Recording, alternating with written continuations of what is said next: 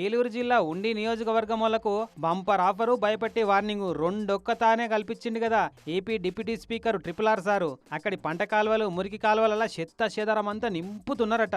Plastic సీసాలు కవర్లు అడ్డమైన చెత్త అంతా వారేసి కంపున్న కాలువలను ఇంకింత కంపు చేస్తున్నారట. ఇగో ఈ కాలువను చూడు ఎంత చెత్త నిండిందో. ఇక ఇట్లా వారేస్తే నీళ్ళు ఎట్లా పోతాయిగా అని నిలబడి చూసిండు. మంచిగా దోమలకు పునరావాస కేంద్రాలు లెక్క మారిపోతాయి డ్రైనేజీలు అంటే. ఇక అగో అట్లా కావద్దని ఉగాదికెళ్ళి మంచి బంపర్ ఆఫరు పనిష్మెంట్ రెండు కలగలిపి పెట్టిండు పబ్లిక్ కోసం.